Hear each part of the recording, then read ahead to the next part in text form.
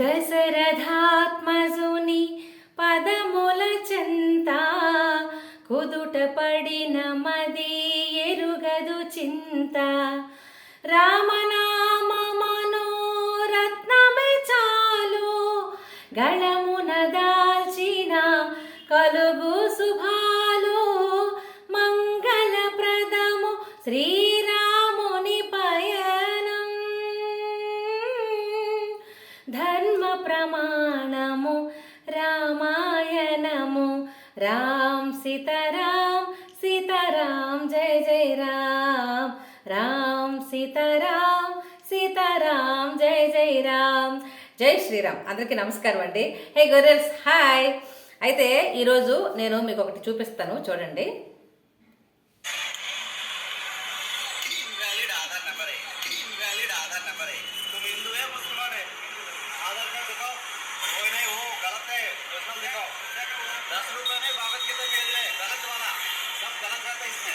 అరే నువ్వు 10 రూపాయలకి భగవద్గీత ఎలా అమ్ముతున్నావు? నీకు ఎవడెత్తాడు జీతం? అసలు ఏంటి నీ గొడవ పెట్టి నేను ఎవడ పంపించాడు? ఆధార్ నెంబర్ बताओ, उसके आधार आएगा।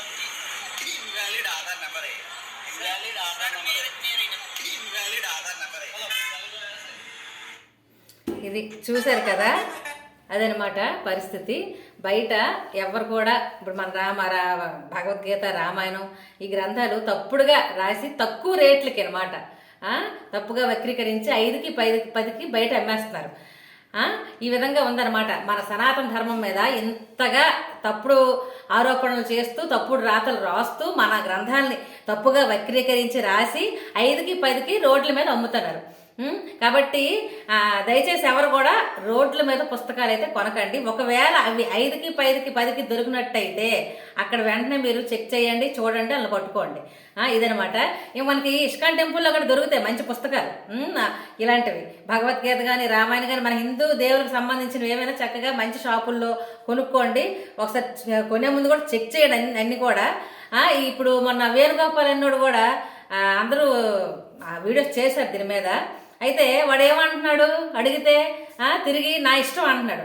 నా షాపు నా ఇష్టం, నీకు నచ్చితే కొను లేకపోతే మాని. అంటే మన దేవుళ్ళ గురించి వాడు తప్పుగా రాసి పుస్తకాలు వాడు అమ్మకం పెట్టి వాడు వ్యాపారం చేసుకుంటాడట.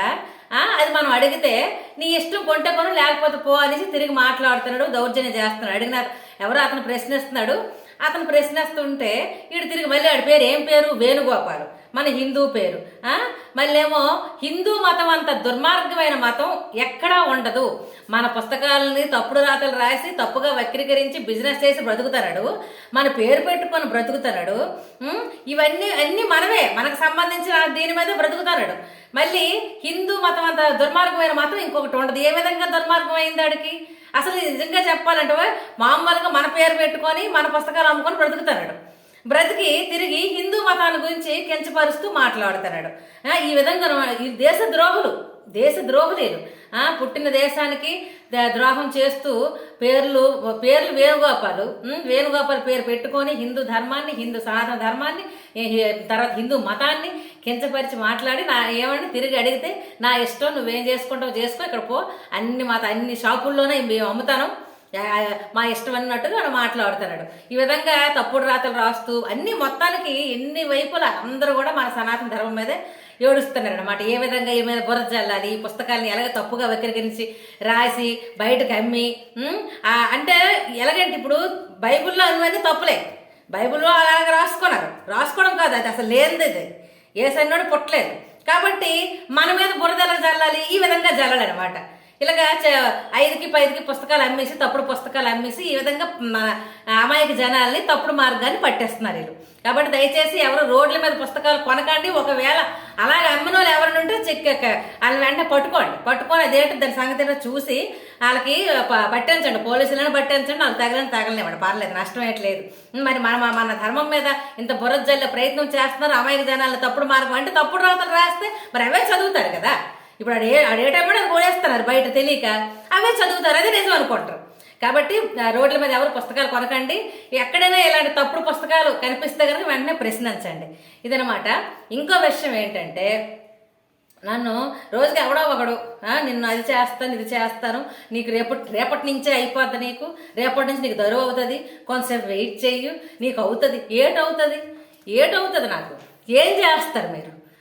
మీకు తెలిసింది ఒకటే కదా, ఏటది కేసులు. ఇంతకు మించి మీరు సమాధానం మీ దగ్గర లేదు. సబ్జెక్ట్ గురించి సబ్జెక్ట్ గురించి కూడా ఏముందాం సబ్జెక్ట్లో. ఒక్కొక్కడు అంటాడు, నువ్వు సబ్జెక్టు నీకు రాదా, సబ్జెక్ట్ గురించి మాట్లాడలేవా నువ్వు అని అడుగుతారు. ఏముంది సబ్జెక్ట్ అందులో? మీ పరువులు పోతాయని మేము సబ్జెక్ట్ చెప్పడం లేదు. ఎందుకు 10 సార్లు క్రైస్తవులు పరువు తీయడం, ఆ బైబిల్ పరువు తీయడము అని మేము చెప్పడం లేదు. ఎన్నిసార్లు చెప్పినా దరిద్రం మేము ఎన్నిసార్లు చెప్తాం? బైబిల్ గురించి ఏమని వర్ణించను, లోతు కూతుల గురించా, వదిని మరిదిల గురించా, మామ కోడళ్ళ గురించా, పినతల్లి కొడుకుల గురించా, ఏమని వర్ణించను. బైబిల్ గురించి ఏం వర్ణించాలి? ఏం సబ్జెక్ట్ ఉందని అదా చెప్పాలి. 10 సార్లు చెప్తే మీకు రోషాలు వస్తాయి. మీ పరువు దాచడం కోసం మీ బైబిల్ ఎందుకు 10 సార్లు బయట పెట్టడమని, మీ పరువు పోతుందని మేము ఊరుకుంటున్నాం అంతే. మామూలుగా ఏదో పాస్టర్లు బయట ఏదో పనులు చేస్తున్నారు కాబట్టి, ఆ అమాయక జనాలు మోసం చేస్తున్నారు కాబట్టి పాస్టర్ల గురించి చెప్తాను ఎక్కువ. అంతేగాని బైబిల్ గురించి చెప్తే ఎన్నిసార్లు చెప్తాం? అవే చెప్పాలి. ఏముంది బైబిల్లో? సబ్జెక్ట్ మీకు తెలిసిన సబ్జెక్ట్ ఏముంది నాయన? సబ్జెక్ట్లో ఏముంది? పలానా సబ్జెక్ట్ పలానా మంచి ఉందని చెప్పండి. ఇవే కదా. వీటి గురించి మేము ఎంత వర్ణిస్తాము? ఇదనమాట.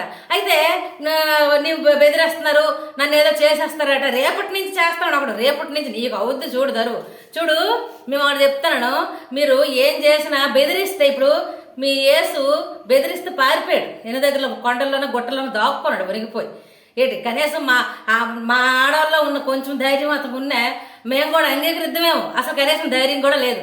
మేము పారిపోము కొండల్లోనో గుట్టల్లోనో. మీరు ఏం చేస్తారు? మహా అయితే కేసులు పెడతారు, అంతేనా? అంతకుమించి దేని మీద కేసు పెడతారు? మేము ఉన్నదే కదా మాట్లాడతాము. దేని గురించి కేసు పెడతారు?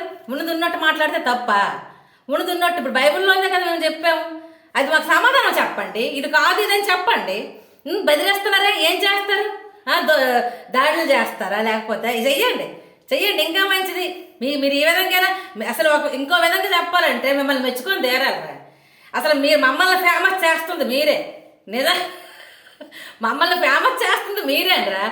నేను మామూలుగా అయితే ఇదేటో నాకు తెలియదు. మీరు నన్ను బెదిరేస్తున్నారు, చాలా మంది బెదిరేస్తున్నారు.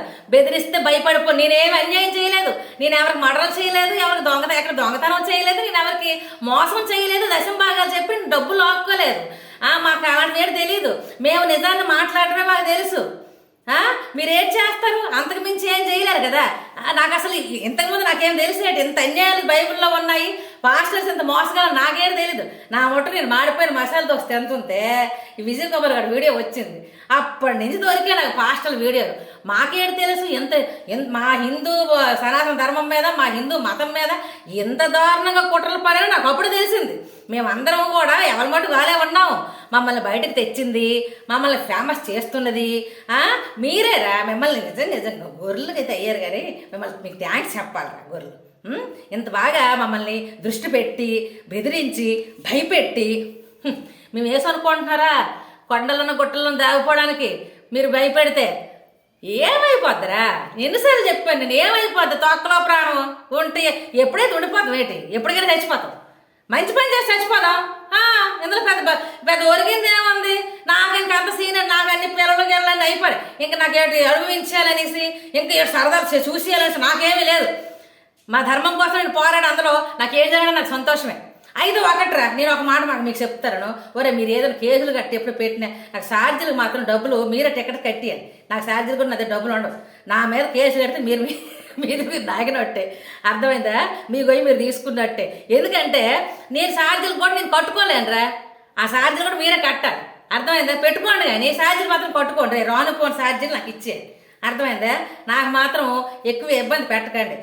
పెట్టుకోండి.